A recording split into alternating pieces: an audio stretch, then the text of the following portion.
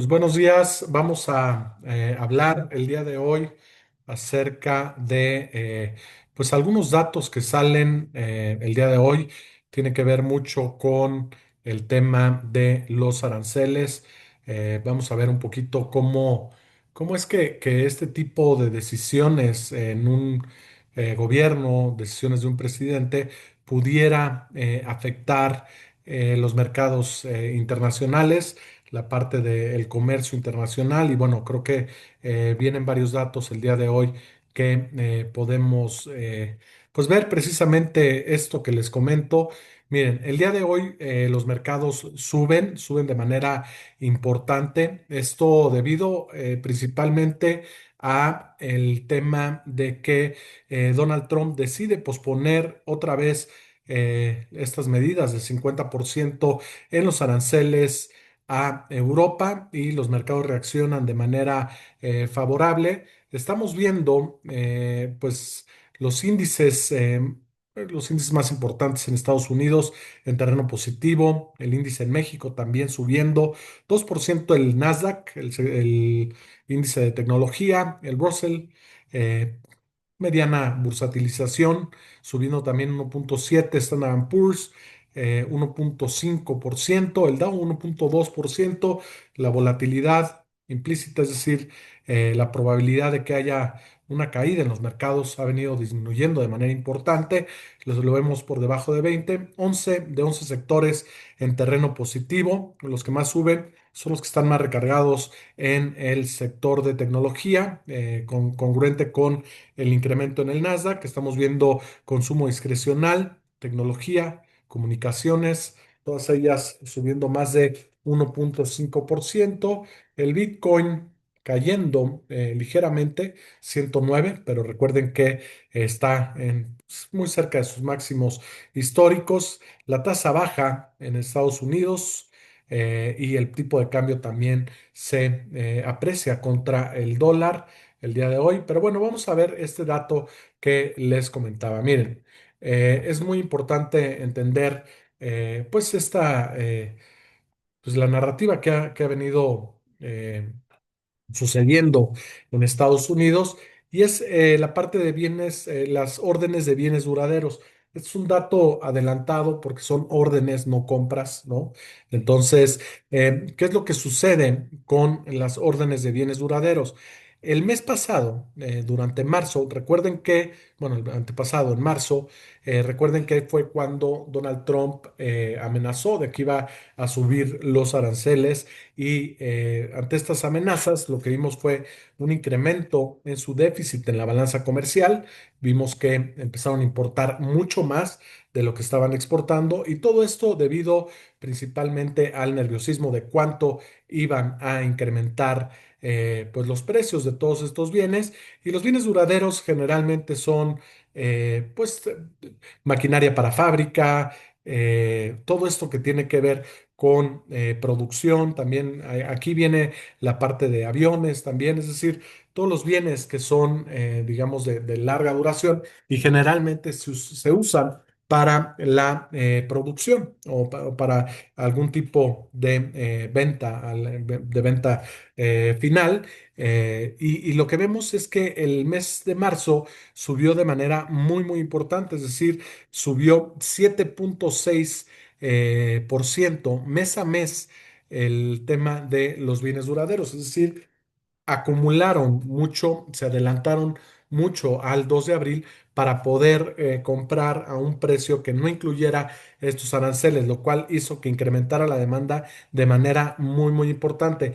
¿Qué es lo que sucede al siguiente mes? Que todas estas compras que se habían hecho en marzo, anticipando posibles incrementos en los precios, en el mes de abril se cae, pero no se cae nada, digamos, vemos que hay una caída, pero se cae precisamente debido a esto, a que la gente adelantó las compras, las empresas adelantaron todas estas compras de maquinaria para evitar un incremento en los precios. Y entonces sube muchísimo en marzo, pero en abril se cae, y también se cae de manera importante. Ahora, lo que vemos es que la subida con la bajada no nos da algo negativo, sino seguimos viendo que sigue habiendo una mayor cantidad de órdenes en bienes duraderos comparados contra, digamos, estos 2 meses contra los 2 meses anteriores. Entonces, lo que estamos viendo es cómo se desajusta toda esta parte de, pues sí, de la balanza comercial, de los mercados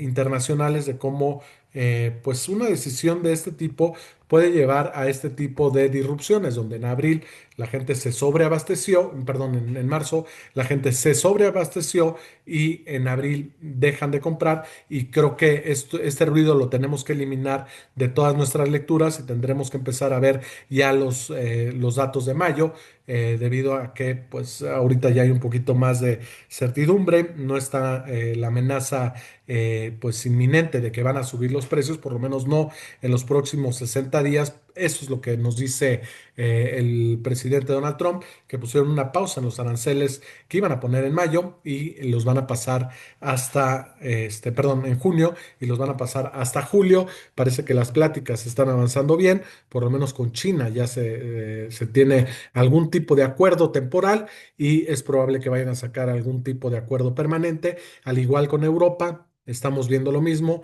están retrasando todo este tipo de aranceles y es que la verdad al presidente Donald Trump ni a los estadounidenses les conviene este tipo de medidas, lo hemos estado hablando, pues justamente durante todo este tiempo hemos dicho, pues me parece más un bluff que cualquier otra cosa. Vamos a ver, yo creo que este tipo de medidas no va a tener un impacto en la balanza comercial, que es lo que esperaba Donald Trump, de empezar a tener superávit, es decir, venderle más al extranjero que comprar al extranjero. Me parece que Estados Unidos va a continuar pues, con esta tendencia de tener un déficit comercial, importar más de lo que exporta, y esto pues por la naturaleza de la economía de Estados Unidos, es una naturaleza que pues se basa mucho en el consumo, en la parte de servicios también, y esto pues es un reflejo de que es un país que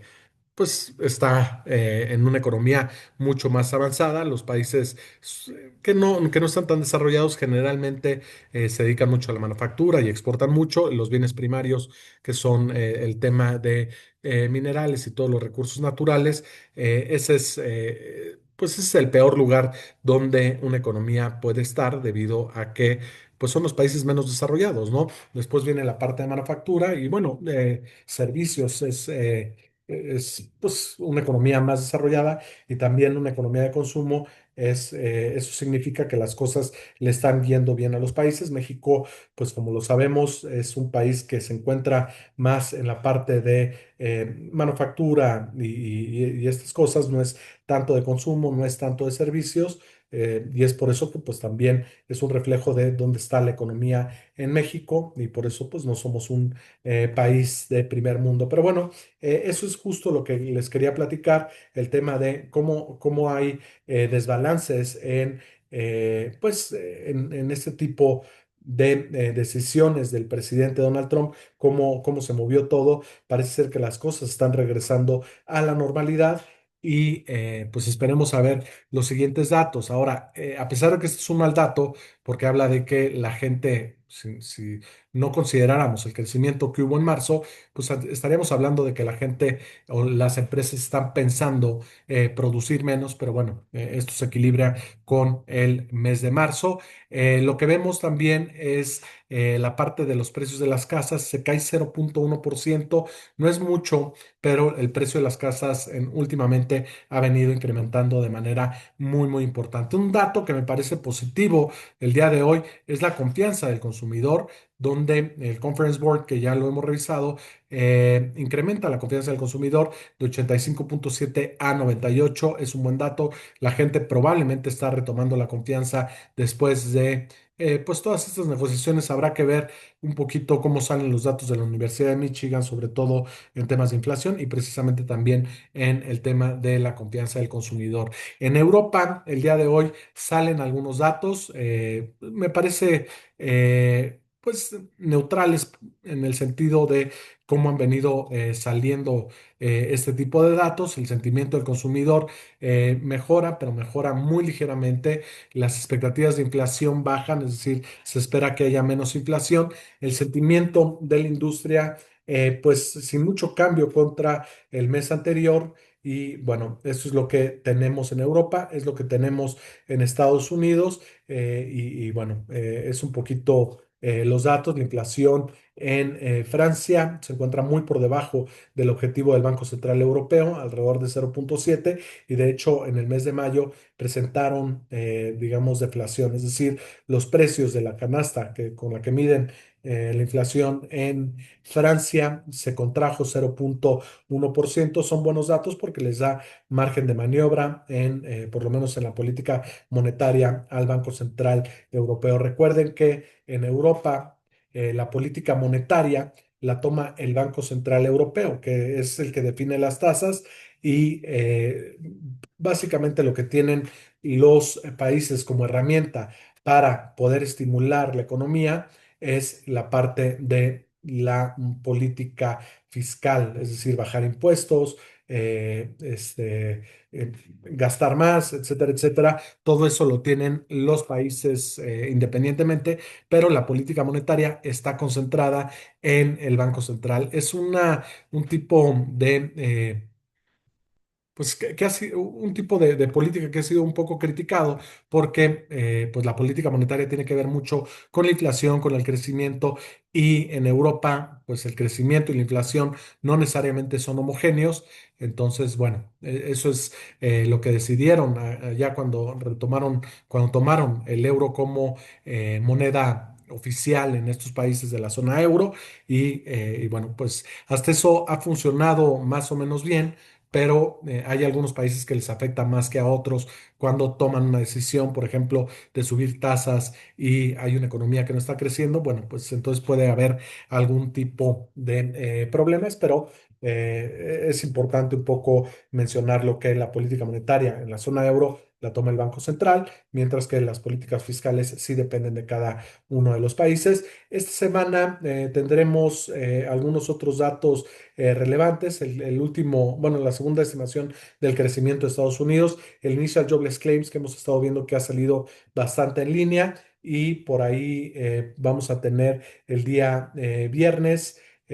Pues el tema de el personal income, el personal spending, datos muy muy importantes para saber cuál es el estado del consumidor en Estados Unidos, además de que sale el dato preferido de la Fed sobre inflación, que es el PCE, y es en lo que basan su política monetaria, no tanto el CPI. Recuerden que hay dos índices, pero las decisiones en la Fed las toman basadas en el PCE.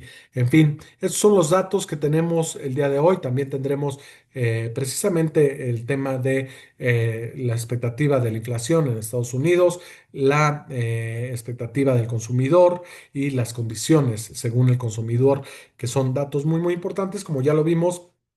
Han venido reflejándose en el índice del Conference Board en la parte adelantada, donde prácticamente está mostrando que es muy posible una recesión en los próximos meses. Vamos a ver si mejora, porque pudo haber sido algo puntual del tema de estas amenazas de Donald Trump sobre los aranceles. Parece que las cosas empiezan a volver a la normalidad y esto es lo que estamos viendo. El tipo de cambio actualmente se ubica en 19,20. Seguimos viendo una mejora en el peso. No necesariamente es el peso, sino que en realidad es el dólar el que se ha venido devaluando. Recuerden que también hay muchos tenedores de bonos internacionales que pudieran estar poniendo algo de presión en la venta de bonos, y vimos que esto fue congruente con el incremento de las tasas durante las últimas semanas, y en los últimos días hemos visto una bajada de tasas, es decir, las cosas parecen regresar a la normalidad. En fin, esto es lo que tenemos el día de hoy. El Producto Interno Bruto en Estados Unidos, según la Fed de Atlanta, seguimos viendo un crecimiento bastante importante. Son pocos días los que llevamos para tener una muestra significativa, pero lo vemos por ahí de un crecimiento del 2%. En fin, esto es lo que tenemos. Espero que tengan muy buen día. Nos vemos el día de mañana para revisar más datos y revisar cualquier cosa que esté sucediendo. Buen día a todos.